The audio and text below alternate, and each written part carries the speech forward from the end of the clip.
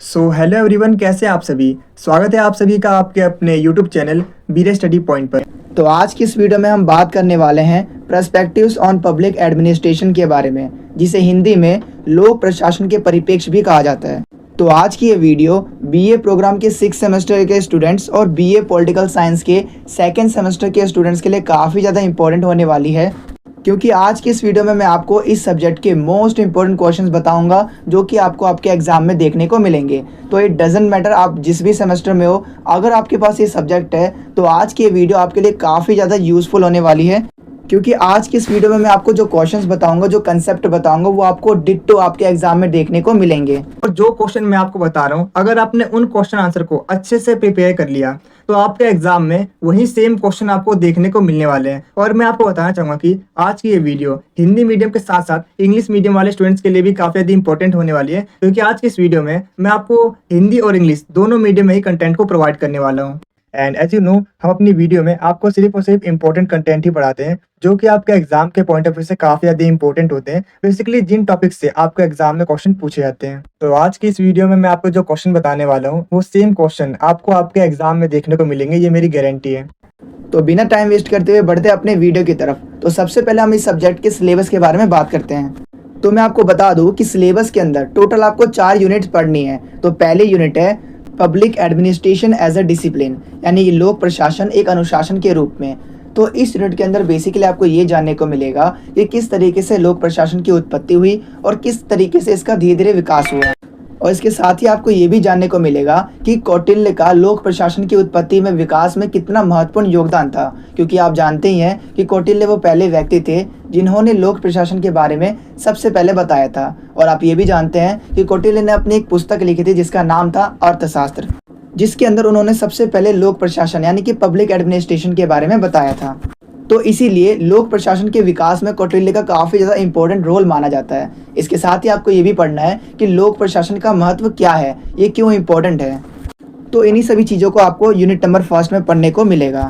तो चलिए अब बढ़ते हैं अपने सेकंड यूनिट की तरफ। तो जो हमारा सेकंड यूनिट है, जिसका नाम है थ्योरेटिकल पर्सपेक्टिव्स, यानी कि इसके अंदर बेसिकली आपको सैद्धांतिक परिप्रेक्ष्य जानने को मिलेंगे। यानी कि लोक प्रशासन से संबंधित जितने भी विचारक है, विद्वान है, उन्होंने अलग अलग थ्योरीज दी है लोक प्रशासन के अंदर। तो उन्हीं थ्योरीज के बारे में आपको इस यूनिट के अंदर जानने को मिलेगा। जैसे F.W. टेलर ने वैज्ञानिक प्रबंधन दृष्टिकोण यानी कि साइंटिफिक मैनेजमेंट अप्रोच दिया था। इसके अलावा मैक्स वेबर ने नौकरशाही का सिद्धांत दिया, यानी कि ब्यूरोक्रेसी थ्योरी दी थी। इसके अलावा अल्टन मेयो ने मानव संबंधी सिद्धांत दिया था, यानी कि ह्यूमन रिलेशन थ्योरी दी थी। इसके साथ ही हर्बर्ट साइमन ने तार्किक निर्णय निर्माण थ्योरी दी थी, यानी कि रैशनल डिसीजन मेकिंग थ्योरी दी थी। और इसके अलावा फ्रेडरिक्स ने पारिस्थितिकी दृष्टिकोण यानी कि इकोलॉजिकल अप्रोच दिया था। तो ये सभी वो विद्वान हैं जिन्होंने लोक प्रशासन के अंदर अलग अलग अपने पर्सपेक्टिव्स रखे, अलग अलग अपने थ्योरीज दी। तो इन्हीं थ्योरीज के बारे में, इन्हीं अप्रोचेस के बारे में आपको जानने को मिलेगा। तो काफ़ी ज़्यादा इंटरेस्टिंग ये यूनिट है। इसके बाद हम बात करते हैं यूनिट नंबर 3 के बारे में, जिसका नाम है कंटेम्प्रेरी थ्योरेटिकल पर्सपेक्टिव्स, यानी कि समकालीन सैद्धांतिक परिप्रेक्ष्य। तो इस यूनिट के अंदर बेसिकली आपको ये जानने को मिलेगा कि नव लोक प्रबंधन और नव लोक सेवा क्या है, यानी कि न्यू पब्लिक मैनेजमेंट और न्यू पब्लिक सर्विस होती क्या है, इसके बारे में आपको जानने को मिलेगा। इसके साथ ही आपको शासन पर अलग अलग दृष्टिकोण यानी कि अलग अलग पर्सपेक्टिव्स जानने को मिलेंगे, जैसे सुशासन यानी कि गुड गवर्नेंस, सहयोगात्मक शासन यानी कि कोलैबोरेटिव गवर्नेंस। इसके अलावा नेटवर्क शासन यानी कि नेटवर्क गवर्नेंस और डिजिटल गवर्नेंस के बारे में जानने को मिलेगा कि आखिर ये होते क्या हैं और इसकी क्या क्या विशेषताएं हैं। इसके बाद यूनिट नंबर 4 के अंदर बेसिकली आपको नारीवादी दृष्टिकोण यानी कि फेमिनिस्ट के बारे में जानने को मिलेगा। तो ये तो था आपका सिलेबस जो कि मैंने आपको बताया, और आपको इस सिलेबस के अंदर ही मैंने आपको वो सारे इंपॉर्टेंट क्वेश्चंस भी बता दिए जो कि आपके एग्जाम में क्वेश्चंस पूछे जाते हैं। तो इसके बाद चलिए अब हम बात करते हैं इसके एग्जाम पैटर्न के बारे में। तो मैं आपको बता दूं कि टोटल आपका ये 90 नंबर का पेपर आता है, जिसे करने के लिए आपको टोटल 3 घंटे दिए जाते हैं। और मैं आपको बता दूं कि टोटल इसके अंदर 10 क्वेश्चंस पूछे जाते हैं, जिसमें से आपको 5 क्वेश्चंस करने होते हैं। यानी आपका हर एक क्वेश्चन 18 नंबर का होता है और सभी क्वेश्चंस इक्वल मार्क्स के होते हैं। और इसके साथ ही मैं आपको बता दूं, आप चाहो तो इसका आंसर हिंदी या इंग्लिश किसी भी एक लैंग्वेज में लिख सकते हो। अगर आप हिंदी में लिखना चाहो तो आप हिंदी में लिख सकते हो, और अगर आप इस पेपर को इंग्लिश में लिखना चाहो तो आप इंग्लिश में लिख सकते हो। तो चलिए इसके बाद अब हम बात करते हैं यूनिट बाय यूनिट, हर एक यूनिट के मोस्ट इंपॉर्टेंट क्वेश्चंस के बारे में, जो कि आपको आपके एग्जाम में 100% देखने को मिलेंगे। तो चलिए सबसे पहले हम बात करते हैं यूनिट नंबर फर्स्ट के बारे में, जिसका नाम है public administration as a discipline, यानी कि लोक प्रशासन एक अनुशासन के रूप में। तो जैसा कि आप स्क्रीन पर देख पा रहे हो, कुछ इस तरीके से आपके एग्जाम में यूनिट फर्स्ट से अलग अलग ईयर में अलग अलग तरीके से क्वेश्चंस पूछे गए हैं। तो अगर आप इन सभी क्वेश्चंस को पढ़ते हो तो आप एक कंक्लूजन पे पहुंचोगे कि इन सभी क्वेश्चंस में बेसिकली आपसे इतना पूछा जा रहा है कि लोक प्रशासन यानी कि पब्लिक एडमिनिस्ट्रेशन होता क्या है, और पब्लिक एडमिनिस्ट्रेशन के क्या क्या दायरे हैं, और पब्लिक एडमिनिस्ट्रेशन यानी कि लोक प्रशासन के विकास में कौटिल्य का क्या योगदान रहा है, इसके बारे में बताइए। तो आप देख सकते हो कि कितना रिसर्च करके मैं आपके लिए ये नोट्स बनाता हूँ, ये वीडियो बनाता हूँ, तो इसके लिए 1 लाइक तो बनता है। तो आप जल्दी से वीडियो को लाइक ज़रूर कर देना। सो आई होप आपने कर दिया होगा अभी तक वीडियो को लाइक। तो चलिए अब हम बात करते हैं इसके आंसर के बारे में। तो अपने आंसर में सबसे पहले हम एक इंट्रोडक्शन लाइन लिखेंगे, जिसके अंदर हम ये बताएंगे कि जो लोक प्रशासन है ये सरकार और जनता के बीच एक सेतु यानी कि एक पुल का काम करता है, क्योंकि पब्लिक एडमिनिस्ट्रेशन के थ्रू ही सरकार को जनता की आवश्यकताओं, ज़रूरतों और समस्याओं के बारे में पता चलता है, और पब्लिक एडमिनिस्ट्रेशन ही उन सभी समस्याओं का समाधान करता है। तो इस तरीके से हम ये कह सकते हैं कि जो पब्लिक एडमिनिस्ट्रेशन है ये सरकार और जनता के बीच में एक सेतु की तरह काम करता है, और ये जनता की आवश्यकताओं को पूरा करता है और समाज के सर्वांगीण विकास में एक इम्पोर्टेंट रोल निभाता है। तो इसके बाद चलिए अब हम बात करते हैं ये जो लोक प्रशासन शब्द है, इसके अंदर इस प्रशासन का वर्ड का मतलब क्या है, यानी कि what is the meaning of administration. तो मैं आपको बता दूं कि ये जो प्रशासन वर्ड है यानी ये जो एडमिनिस्ट्रेशन वर्ड है, ये लैटिन भाषा के शब्द एडमिनिस्टर से निकला है, जिसका मतलब होता है सेवा या प्रबंधन करना। सो आई होप अब आपको ये एडमिनिस्ट्रेशन का मतलब समझ में आ गया होगा। तो चलिए अब हम बात करते हैं पब्लिक एडमिनिस्ट्रेशन के मतलब के बारे में, यानी कि what is the meaning of public administration. तो जैसा कि आपको इसके नाम से ही पता चल रहा है कि ये जो पब्लिक एडमिनिस्ट्रेशन है ये बेसिकली एडमिनिस्ट्रेशन का ही एक पार्ट है, जो कि 2 शब्दों से मिलकर बना है, एक है लोक और दूसरा है प्रशासन। तो लोक का मतलब होता है जनता यानी कि पब्लिक यानी कि गवर्नमेंट, और प्रशासन का मतलब होता है मैनेज करना, फिर सर्विस प्रोवाइड करना। तो इसका सीधा साधा मतलब यही है कि पब्लिक एडमिनिस्ट्रेशन का मतलब होता है सरकार के द्वारा जनता की सेवा करना, उनकी समस्याओं का प्रबंधन करना, उनकी समस्याओं का समाधान करना, ये सभी चीज़ें ही लोक प्रशासन कहलाती है। और इसके अंदर जन कल्याण, कानून व्यवस्था को बनाए रखना, विकास करना, विकास वाले योजनाएं लागू करना, नीतियां बनाना, उन नीतियों को लागू करना, ये सारी चीज़ें पब्लिक एडमिनिस्ट्रेशन के अंदर आती है। सो आई होप अब आपको पब्लिक एडमिनिस्ट्रेशन यानी कि लोक प्रशासन अच्छे से समझ में आ गया होगा। और इसके साथ ही मैं आपको बताना चाहूँगा कि लोक प्रशासन का जनक यानी कि father of public administration Woodrow Wilson को माना जाता है। क्यों माना जाता है? क्योंकि इन्होंने ही पहली बार 1887 में अपनी एक बुक लिखी थी, जिसका नाम था द स्टडी ऑफ एडमिनिस्ट्रेशन, जिसके अंदर इन्होंने पहली बार लोक प्रशासन को एक सेपरेट और एक साइंटिफिक सब्जेक्ट के रूप में प्रेजेंट किया था। यानी कि ये वो पहले व्यक्ति थे जिन्होंने पब्लिक एडमिनिस्ट्रेशन के बारे में डिस्क्राइब किया था, इसके बारे में बताया था। सो आई होप आपको ये सारी चीज़ें अच्छे से समझ में आ गई होगी। तो चलिए अब हम बात करते हैं लोक प्रशासन की कुछ परिभाषाओं के बारे में, क्योंकि अगर आप अपने एग्जाम में लोक प्रशासन से संबंधित कुछ विद्वानों की परिभाषाओं को लिख कर आते हो तो इससे आपके एग्जामिनेशन पर, तो इससे जो टीचर, जो चेक करने वाला टीचर है, उसके ऊपर एक पॉजिटिव इम्पैक्ट पड़ता है और वो आपको अच्छे नंबर देता है। इसलिए मेक श्योर कि आप अपने एग्जाम में 1 से 2 डेफिनेशन जरूर लिख के आना विद्वानों की।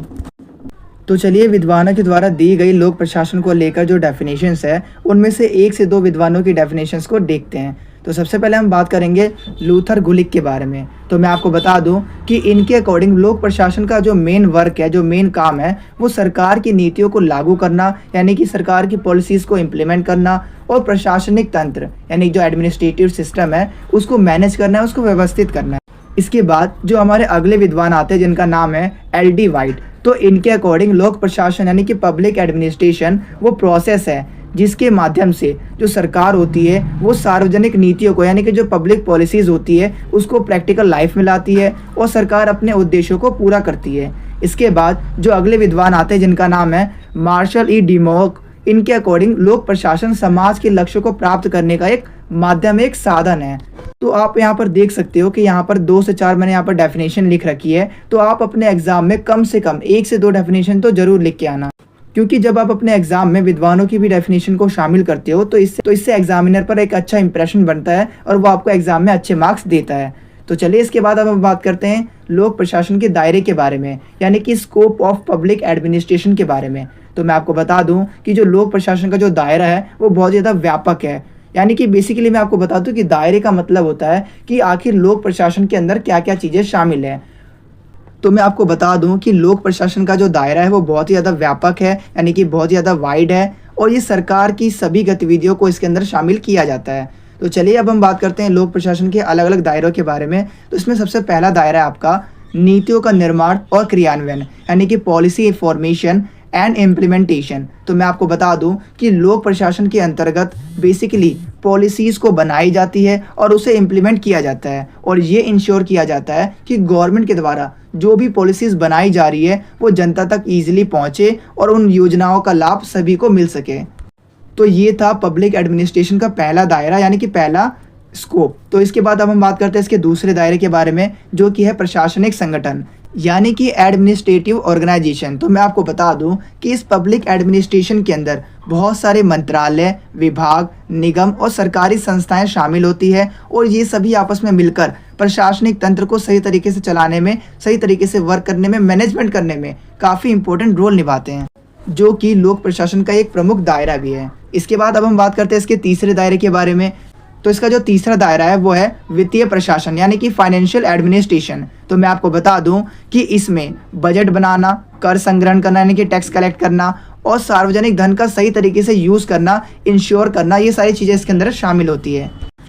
तो इसके बाद लोक प्रशासन का जो अगला दायरा आता है वो बेसिकली है कार्मिक प्रशासन। तो मैं आपको बता दूं कि लोक प्रशासन के अंतर्गत सरकारी अधिकारियों को नियुक्त करना, उन्हें ट्रेनिंग देना, उनके प्रमोशन और उनको डिसिप्लिन में बनाए रखना, ये सारी चीज़ें लोक प्रशासन के अंतर्गत आती है। तो इसके बाद जो लोक प्रशासन का अगला दायरा है वो बेसिकली है कानून और व्यवस्था को बनाए रखना। तो मैं आपको बता दूं कि पुलिस, न्यायालय, प्रशासनिक एजेंसियों के माध्यम से शांति व्यवस्था को बनाए रखना भी लोक प्रशासन का ही एक इम्पॉर्टेंट पार्ट है। इसके बाद जो इसका अगला दायरा है वो है विकास कार्य है, यानी कि डेवलपमेंटल वर्क। तो मैं आपको बता दूं कि शिक्षा, स्वास्थ्य, कृषि, उद्योग और जो आधारभूत संरचनाएं हैं, इन सभी का विकास करना, ये सभी भी लोक प्रशासन के दायरे में ही आता है। सो आई होप अब आपको सारी चीज़ें अच्छे से समझ में आ गई होगी कि लोक प्रशासन का दायरा क्या है, यानी कि इसके अंतर्गत क्या क्या चीज़ें शामिल होती है। तो अगर आपको सारी चीज़ें अच्छे से समझ में आ रही है तो कमेंट में यस जरूर लिख देना। तो चलिए इसके बाद अब हम बात करते हैं लोक प्रशासन के विकास में कौटिल्य के योगदान के बारे में, क्योंकि इसके ऊपर आपके एग्जाम में हर बार क्वेश्चन पूछे जाते हैं कि बताइए कि लोक प्रशासन के विकास में कौटिल्य का क्या योगदान था। इसके बारे में हर बार आपके एग्जाम में क्वेश्चन आता ही आता है। तो मैं आपको बता दूं कि प्राचीन भारतीय विचारकों का लोक प्रशासन के विकास में एक इम्पोर्टेंट रोल रहा है, और इसमें सबसे इम्पोर्टेंट रोल रहा है कौटिल्य का, जिसे आप चाणक्य और विष्णुगुप्त के नाम से भी जानते हैं। क्योंकि चाणक्य ने प्रशासन, शासन और नीति से संबंधित जो अपने विचार थे उसको अपनी एक पुस्तक में लिखा था, जिस पुस्तक का नाम था अर्थशास्त्र, जिसके अंदर उन्होंने पब्लिक एडमिनिस्ट्रेशन को बहुत ही अच्छी तरीके से डिस्क्राइब किया था। और इसके साथ ही मैं आपको बता दूं कि इसी बुक के अंदर उन्होंने सप्तांग सिद्धांत यानी कि 7 एलिमेंट थ्योरी भी दी थी, जिसमें उन्होंने बताया था कि एक मजबूत राज्य 7 महत्वपूर्ण तत्वों पर आधारित होता है, जिसमें पहला तत्व है राजा, दूसरा है मंत्री, तीसरा है जनपद, चौथा है दुर्ग, पांचवा है कोष और छठा है दंड और सातवां है मित्र। तो ये वो सभी 7 एलिमेंट्स हैं जिनसे मिलकर एक मजबूत राज्य बनता है, और एक मजबूत राज्य को बनाने में इनका एक इम्पोर्टेंट रोल होता है। तो इन्हीं 7 एलिमेंट्स के बारे में कौटिल्य ने अपनी पुस्तक अर्थशास्त्र में डिस्क्राइब किया था। तो चलिए एक एक करके इन सभी एलिमेंट्स को एक एक करके थोड़ा और डिटेल में समझ लेते हैं कि आखिर हर एक एलिमेंट के बारे में कौटिल्य ने क्या क्या बताया था। तो कौटिल्य के 7 एलिमेंट थ्योरी के अंदर सबसे पहला एलिमेंट आता है स्वामी, यानी कि राजा। तो मैं आपको बता दूं कि कौटिल्य ने बताया था कि जो राजा होता है वो अपने राज्य का सबसे प्रमुख और इम्पोर्टेंट अंग होता है, यानी कि इम्पोर्टेंट पार्ट होता है। क्योंकि मैं आपको बता दूं कि जो राजा होता है वही राज्य की सुरक्षा करता है, और राज्य की विकास की जो जिम्मेदारियां होती है वो राजा के ऊपर ही होती है। इसके अलावा कौटिल्य ने यह भी बताया था कि जो राजा होता है उसे अपने स्वार्थ से ऊपर उठकर जनता के हित में काम करना चाहिए, क्योंकि अगर जो राजा होगा वो जितना ज़्यादा स्ट्रॉन्ग होगा, जितना ज़्यादा जनता के हित में कार्य करने वाला होगा, लोकप्रिय होगा, तो वो राज्य उतना ही तेज़ी से उन्नति करेगा, विकास करेगा। तो इसीलिए कौटिल्य ने राजा को राज्य का सबसे महत्वपूर्ण और सबसे प्रमुख अंग माना था। तो इसके बाद चलिए अब हम बात करते हैं इसके दूसरे अंग के बारे में, यानी कि इसके दूसरे एलिमेंट के बारे में, जो कि है आमत्य। तो आमत्य का मतलब होता है बेसिकली राज्य का मंत्री। जैसे भारत के प्रधानमंत्री हैं, अब वो सरकार के तो प्रमुख हैं, लेकिन वो सारे काम अकेले नहीं कर सकते हैं। जैसे नीतियों को लागू करना, उनको बनाना, तो ये सारा काम एक अकेला व्यक्ति नहीं कर सकता। इसीलिए जो प्रधानमंत्री होते हैं वो अपने मंत्रियों को नियुक्त करते हैं ताकि वो उनकी सहायता कर सके। जैसे कि आप जानते हैं वित्त मंत्री होता है, ठीक है, इसके अलावा रक्षा मंत्री, परिवहन मंत्री, अलग अलग मंत्रियों को नियुक्त की जाती है ताकि वो सरकार की प्रशासनिक कार्यों में मदद कर सके। ठीक इसी तरीके से जो राजा होते थे वो भी अपने मंत्रियों को नियुक्त करते थे ताकि वो उनके प्रशासनिक कार्यों में उनकी मदद कर सके। तो ये मंत्री बेसिकली राजा की हेल्प के लिए नियुक्त होते थे, अपॉइंट होते थे, और ये पॉलिसीज़ को बनाने में और उनको इम्प्लीमेंट करने में काफ़ी इंपॉर्टेंट रोल निभाते थे। और कौटिल्य ने ये भी बताया था कि ये जो मंत्रियों का सिलेक्शन होगा ये बेसिकली उनके ज्ञान के आधार पर होना चाहिए, उनकी योग्यता के आधार पर होना चाहिए, और साथ ही साथ वो ईमानदार है या नहीं इसके आधार पर होना चाहिए। क्योंकि जितने योग्य, ज्ञानवान और ईमानदार मंत्री होंगे, नीतियाँ उतना ही अच्छी बनेंगी। क्योंकि अगर मान लो कोई मंत्री है वो स्वार्थी है, वो बेईमान है, तो वो बस अपने हित के बारे में सोचेगा, तो वो जो पॉलिसी बनाएगा वो जनता तक नहीं पहुंच पाएंगे और जनता को उससे कोई भी लाभ नहीं होगा। वो केवल अपने स्वार्थ के बारे में ही सोचेगा। इसीलिए जो मंत्री होते हैं वो एक इम्पॉर्टेंट एलिमेंट है एक राज्य के लिए, क्योंकि वो जो पॉलिसीज़ बनाते हैं, जो राजा को एडवाइस देते हैं, तो ये काफ़ी ज़्यादा इम्पोर्टेंट रोल निभाते हैं एक प्रशासन में। तो इसीलिए चाणक्य ने इन मंत्रियों को राज्य का एक इम्पोर्टेंट एलिमेंट यानी कि अंग माना है। तो इसके बाद चलिए अब हम बात करते हैं कौटिल्य के द्वारा जो सप्तांग सिद्धांत दिए गए थे। तो इसका जो तीसरा एलिमेंट है जो कि है जनपद। तो मैं आपको बता दूं कि जनपद का मतलब होता है राजा के अंडर में आने वाला वो पूरा राज्य का एरिया और वहाँ पर रहने वाली जनता, जिसके अंदर भूमि, संसाधन, कृषि क्षेत्र, व्यापार और नागरिक की सारी चीज़ें शामिल होती है जनपद के अंदर। और मैं आपको बता दूं कि कौटिल्य ने यह भी बताया था कि एक समृद्ध और खुशहाल जनपद राज्य की आर्थिक और राजनीतिक शक्ति को मजबूत बनाता है, क्योंकि जितना ज़्यादा खुशहाल जनता होगी वहाँ पर एडमिनिस्ट्रेशन उतना ही ज़्यादा बेटर तरीके से वर्क करेगा। तो इसीलिए कौटिल्य ने जनपद को भी राज्य का एक इम्पॉर्टेंट पार्ट माना है, एक इम्पॉर्टेंट एलिमेंट माना है। तो चलिए इसके बाद अब हम बात करते हैं इसके अगले एलिमेंट के बारे में, जो कि है दुर्ग। तो मैं आपको बता दूं कि दुर्ग बेसिकली राज्य के वो किले होते थे जो कि राज्य को सुरक्षा प्रदान करते थे। जैसे कि आपने देखा होगा जो राजा महाराजा होते हैं वो ऊंचे ऊंचे और मजबूत किले बनाते थे ताकि वो अपने राज्य को सुरक्षित कर सके बाहरी आक्रमण से। तो ये किले बेसिकली राज्य को सुरक्षा प्रदान करते हैं ताकि जब बाहरी आक्रमणकारी आए तो उससे राज्य जो है सुरक्षित रहे। तो इसीलिए राज्य की सुरक्षा के लिए भी ये जो किले होते हैं, जो दुर्ग होते हैं, ये एक इम्पोर्टेंट रोल निभाते हैं। तो इसीलिए कौटिल्य ने दुर्ग को भी एक इम्पोर्टेंट अंग यानी कि एलिमेंट माना है। तो कौटिल्य ने अपने सप्तांग सिद्धांत यानी कि 7 एलिमेंट थ्योरी के अंदर जो राज्य का 5वां सबसे महत्वपूर्ण अंग बताया है वो बताया है कोष को, यानी कि खजाने को। तो मैं आपको बता दूं कि जो खजाना होता है वो किसी भी राज्य की आर्थिक शक्ति यानी कि इकोनॉमिक पावर को बताता है कि वो राज्य आर्थिक रूप से कितना ज़्यादा मजबूत है। क्योंकि अगर किसी राज्य के पास खजाना होगा, अच्छा खासा खजाना होगा, तो वो उस खजाने का, उस धन का इस्तेमाल अपने राज्य के विकास के लिए और इसके साथ ही विदेशी आक्रमणकारियों के आक्रमण को रोकने के लिए और अपने राज्य की सुरक्षा के लिए कर सकता है। तो इसीलिए खजाना एक राज्य को सुरक्षा प्रदान करता है और राज्य के विकास में महत्वपूर्ण योगदान भी देता है। इसीलिए कौटिल्य कोष को यानी कि खजाने को राज्य का एक महत्वपूर्ण अंग बताते हैं। तो कौटिल्य खजाने यानी कि कोष के बारे में बताते हैं कि कोष राज्य की आर्थिक शक्ति को बताता है, यानी कि इकोनॉमिक स्ट्रेंथ को बताता है, और इसके साथ ही राज्य के विकास और सुरक्षा के लिए मजबूत कोष का होना बहुत ही ज़्यादा जरूरी है। तो इसके बाद कौटिल्य ने राज्य का जो छठा सबसे महत्वपूर्ण अंग बताया है वो बताया है दंड को, यानी कि पनिशमेंट को। क्योंकि पनिशमेंट शांति को बनाए रखने के लिए, अनुशासन को बनाए रखने के लिए काफ़ी ज़्यादा जरूरी है। क्योंकि अगर कोई भी रूल को तोड़ता है और अगर उसको पनिशमेंट ना दी जाए तो वो वापस से वही गलती दोहराएगा। तो इसीलिए पनिशमेंट पीस को मेंटेन करने के लिए, शांति को बनाए रखने के लिए और लोगों के अंदर अनुशासन बनाए रखने के लिए काफ़ी ज़्यादा जरूरी है। तो इसीलिए कौटिल्य ने भी दंड को राज्य का एक महत्वपूर्ण अंग बताया है। और कौटिल्य दंड के बारे में बताते हैं कि दंड का मतलब सेना, पुलिस और न्याय व्यवस्था से है, जो क्योंकि ये राज्य में कानून व्यवस्था को बनाए रखने और शांति स्थापित करने का काम करते हैं। तो इसीलिए कौटिल्य ने दंड को राज्य का एक महत्वपूर्ण अंग बताया है। तो इसके बाद जो सबसे आखिरी और अंतिम अंग बताया है कौटिल्य ने, वो है मित्र। तो मैं आपको बता दूं, मित्र का अर्थ है राज्य का सहयोगी राष्ट्र। तो कौटिल्य बताते हैं कि हर एक राज्य के पास एक सहयोगी राष्ट्र होना बहुत ही ज़्यादा जरूरी है, क्योंकि ये जो सहयोगी राष्ट्र होते हैं ये संकट के समय में हमारी मदद करते हैं। तो इसीलिए एक अच्छे मित्र का होना बहुत ज़्यादा जरूरी है, क्योंकि इस संकट के समय में राज्य को सुरक्षा और सहायता प्रदान करते हैं। और इसके साथ ही मैं आपको बता दूं कि कौटिल्य के अनुसार मित्रता राज्य की शक्ति को भी बढ़ाता है। इसीलिए मित्रता को राज्य का एक महत्वपूर्ण अंग कौटिल्य ने बताया है। तो ये वो सारे एलिमेंट्स थे, वो सारे अंग थे जो कि एक राज्य के लिए काफ़ी ज़्यादा जरूरी है, जिसको कौटिल्य ने अपने सप्तांग सिद्धांत यानी कि 7 एलिमेंट थ्योरी में बताया है।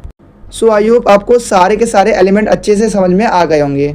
तो चलिए एक बार इसको दोबारा से जल्दी से एक बार सप्तांग सिद्धांत के 7 एलिमेंट को देख लेते हैं। तो सबसे पहले मैंने आपको बताया था, पहला अंग है स्वामी यानी कि राजा, दूसरा है आमित्य यानी कि मंत्री, तीसरा है जनपद यानी कि वो एरिया और साथ ही साथ उस एरिया में रहने वाले लोग। इसके बाद मैंने आपको बताया था दुर्ग यानी कि किलेबंदी, जो कि राज्य को सुरक्षा प्रदान करते हैं। इसके बाद मैंने आपको बताया था कोष यानी कि खजाना, जो कि राज्य की आर्थिक शक्ति को बताता है। इसके बाद मैंने आपको बताया था दंड, जिसके अंदर सेना, पुलिस और शासन व्यवस्थाएं शामिल होती है, जो कि राज्य के अंदर अनुशासन और शांति स्थापित करने में महत्वपूर्ण भूमिका निभाती है। और इसके बाद हमने लास्ट में बात की थी मित्रता के बारे में, जो कि राज्य को संकट के समय में सहायता प्रदान करता है। तो इन सभी एलिमेंट के बारे में कौटिल्य ने अपनी पुस्तक अर्थशास्त्र में बताया था, और इस सिद्धांत को नाम दिया गया सप्तांग सिद्धांत यानी कि 7 एलिमेंट थ्योरी। तो चलिए इसके बाद अब हम बात करते हैं कौटिल्य के योगदान के बारे में, यानी कि इन्होंने जो अपना सप्तांग सिद्धांत दिया, इसका आज के समय में कितना रेलेवेंस है, कितना ज़्यादा इसकी प्रासंगिकता है। तो मैं आपको बता दूं, कौटिल्य ने वैज्ञानिक प्रशासन की अवधारणा दिया था, यानी कि कंसेप्ट ऑफ साइंटिफिक अप्रोच दिया था कि किस तरीके से एडमिनिस्ट्रेशन को सही तरीके से चलाया जा सकता है। तो इसके बारे में कौटिल्य ने बताया था, जो कि आज भी काफ़ी ज़्यादा रेलेवेंट है यानी कि प्रासंगिक है। तो कौटिल्य ने प्रशासन को एक व्यवस्थित और वैज्ञानिक प्रक्रिया के रूप में प्रस्तुत किया था, और उसके स्पष्ट नियम भी बताए थे कि एक राजा का क्या काम होना चाहिए, प्रजा के क्या काम होने चाहिए, एक राजा को किस तरीके से अपने राज्य के अंदर प्रशासन को चलाना चाहिए। तो ये सारे नियम किसमें बताए गए हैं? सप्तांग सिद्धांत में। तो इसीलिए हम ये कह सकते हैं कि कौटिल्य का लोक प्रशासन के विकास में महत्वपूर्ण योगदान था। और इसके साथ ही मैंने आपको बताया था कि जो कौटिल्य है, उन्होंने सप्तांग सिद्धांत दिया था, जिसमें कौटिल्य ने राज्य के 7 अंग बताए थे: राजा, मंत्री, जनपद, दुर्ग, कोष, दंड और मित्र। और ये सारे के सारे एलिमेंट एक राज्य के लिए काफ़ी ज़्यादा जरूरी है, और ये सिद्धांत राज्य की मजबूती और संतुलन को दिखाता है। और इसके साथ ही कौटिल्य ने अपने सप्तांग सिद्धांत में योग्य अधिकारियों की नियुक्ति के बारे में भी बताया था, जिसमें कौटिल्य ने ये बताया था कि अधिकारियों की जो नियुक्ति होनी चाहिए, जो चयन होना चाहिए, जो सिलेक्शन होना चाहिए, वो उनकी योग्यता, ईमानदारी और नैतिकता और ज्ञान के आधार पर होना चाहिए, जिसे आज की आधुनिक सिविल सेवा प्रणाली का आधार माना जाता है। क्योंकि आज भी हम देखते हैं जो सिविल सर्वेंट के जो सिलेक्शन होते हैं, वो उनके नॉलेज, ऑनेस्टी और उनके नैतिकता के आधार पर किया जाता है उनका सिलेक्शन। सो आई होप आपको समझ में आ रहा होगा कि जो कौटिल्य ने अपना सप्तांग सिद्धांत दिया था लोक प्रशासन के बारे में, तो वो आज के टाइम में भी हमें आज के लोक प्रशासन में भी कहाँ कहाँ देखने को मिलता है। तो इसके बाद चलिए अब हम बात करते हैं इसके अगले योगदान के बारे में, जो कि है जन कल्याण की अवधारणा। तो मैं आपको बता दूं कि कौटिल्य ने कहा था कि राज्य का जो मुख्य उद्देश्य है वो प्रजा का कल्याण करना होना चाहिए। और मैं आपको बता दूं कि कौटिल्य का ये विचार आज के समय में आधुनिक वेलफेयर स्टेट से मेल खाता है, क्योंकि आज भी आप देखते हो कि आज के समय में जो गवर्नमेंट होती है वो वेलफेयर के लिए बहुत सारे स्कीम्स निकालती है जिससे जन कल्याण हो सके। तो ये जो जन कल्याण का जो मेन कंसेप्ट था, ये कौटिल्य के द्वारा दिया गया था बहुत साल पहले, जिसके बारे में कौटिल्य ने अपने 7 एलिमेंट थ्योरी के अंदर बताया था। और इसके साथ ही मैं आपको बता दूं कि कौटिल्य का आर्थिक प्रशासन में भी काफ़ी ज़्यादा महत्वपूर्ण योगदान है। तो मैं आपको बता दूं कि कौटिल्य ने टैक्स सिस्टम, राजस्व और वित्तीय प्रबंधन को भी काफ़ी ज़्यादा इम्पोर्टेंट माना, और उन्होंने मजबूत अर्थव्यवस्था को राज्य की शक्ति का आधार माना। यानी कि अगर कोई भी स्टेट इकोनॉमिकली स्ट्रांग होगा तो वो हर तरीके से स्ट्रांग होगा। और इसके साथ ही मैं आपको बता दूं कि कौटिल्य ने सख्त कानून और न्याय व्यवस्था पर जोर दिया ताकि समाज के अंदर अनुशासन और शांति बनी रहे। तो इसका अगला पॉइंट है विदेश नीति और कूटनीति। तो मैं आपको बता दूं कि कौटिल्य ने मित्र राष्ट्रों और कूटनीति के महत्व को भी समझाया है, जो कि आज भी इंटरनेशनल पॉलिटिक्स में हमें काफ़ी ज़्यादा इसका रेलेवेंस देखने को मिलता है। कि जैसे कौटिल्य ने बताया था कि एक राज्य के लिए एक सहयोगी राष्ट्र का होना बहुत ज़्यादा ज़रूरी है, क्योंकि एक जो सहयोगी राष्ट्र होता है वो संकट के समय में राज्य की सहायता करता है और ये उसकी शक्ति को भी बढ़ा देता है। तो हम ये देख सकते हैं कि कौटिल्य ने जो भी सिद्धांत दिए थे उसका आज के टाइम पे भी कितना ज़्यादा रेलेवेंट है, और आज के टाइम पे भी जो इंटरनेशनल पॉलिटिक्स हो रही है वो बिल्कुल इससे मैच खाती है। तो इसीलिए अब हम ये कह सकते हैं कि कौटिल्य का लोक प्रशासन के विकास में एक इम्पोर्टेंट रोल रहा है। तो इसके अंदर हमने पढ़ा कि लोक प्रशासन यानी कि पब्लिक एडमिनिस्ट्रेशन होता क्या है, इसके क्या क्या दायरे हैं, यानी कि इसके अंदर क्या क्या चीज़ें शामिल होती है। और इसके साथ ही हमने ये समझा कि लोक प्रशासन के विकास में कौटिल्य का कितना ज़्यादा इंपॉर्टेंट रोल रहा है। तो चलिए अब हम बात करते हैं इसके कंक्लूजन के बारे में। तो मैं आपको बता दूं कि इस प्रकार कौटिल्य ने अपने विचारों और अपनी पुस्तक अर्थशास्त्र के माध्यम से लोक प्रशासन को एक व्यवस्थित और वैज्ञानिक रूप दिया। उनके सिद्धांत आज भी ज़्यादा जो लोक प्रशासन है और जो शासन व्यवस्था के क्षेत्र में काफ़ी ज़्यादा रेलेवेंट है, काफ़ी ज़्यादा प्रासंगिक है और मार्गदर्शक भी है, जो कि आज के टाइम पे हमें पब्लिक एडमिनिस्ट्रेशन को सही तरीके से मेंटेन करने में एक मार्गदर्शन प्रदान करता है। तो वीडियो में आगे बढ़ने से पहले मैं आपको बताना चाहूँगा कि अगर आपको इस वीडियो के प्रॉपर आंसर वाले नोट्स चाहिए तो जो नोट्स का लिंक है वो मैंने आपको अपने इस वीडियो के डिस्क्रिप्शन बॉक्स में प्रोवाइड किया है। आप वहाँ से नोट्स को ईजिली डाउनलोड कर सकते हो।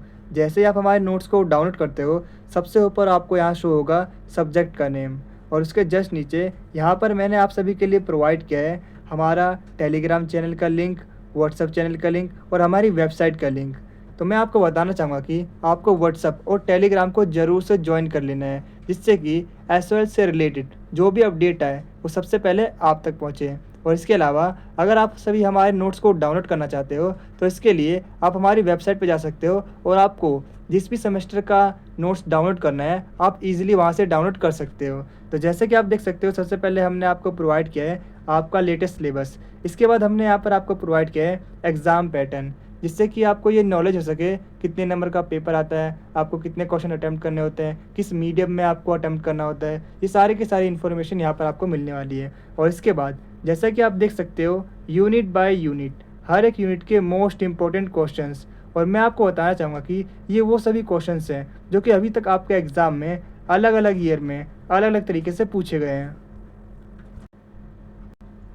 और मैं आपको बता दूं कि अगर आपने इन सभी क्वेश्चंस को अच्छे से प्रिपेयर कर लिया तो आपके एग्ज़ाम में इससे बाहर कुछ नहीं पूछा जाएगा। जो भी क्वेश्चंस आपके एग्ज़ाम में पूछे जाएंगे वो इसी में से पूछे जाएंगे। और मैं आपको बताना चाहूँगा कि इसके जो आंसर्स हैं वो काफ़ी ज़्यादा डिटेल में लिखे गए हैं, काफ़ी ज़्यादा पॉइंट टू पॉइंट हैं। तो अगर आप इन आंसर्स को अपने एग्ज़ाम में लिखते हो तो आप डेफिनेटली अपने एग्ज़ाम में अच्छा स्कोर कर पाओगे। और इसके साथ ही मैं आपको बताना चाहूँगा कि अगर आपको ये वीडियो यूज़फुल लगे तो इस वीडियो को लाइक और चैनल को सब्सक्राइब करना मत भूलना, क्योंकि जैसा कि आपको पता ही है नॉलेज बांटने से पड़ती है। तो इसीलिए इस वीडियो को अपने 2 दोस्तों के साथ ज़रूर शेयर करना। तो जैसा कि आप सभी देख सकते हो आपको भी कुछ इसी तरीके से अपने एग्ज़ाम में लिखना है। तो यहाँ पर होते हैं हमारे नोट्स खत्म। तो आज की वीडियो से इतना ही, मिलता है आपसे अगली वीडियो में। आपको ये वीडियो कैसी लगी कमेंट में जरूर बताना। Thanks for watching this video.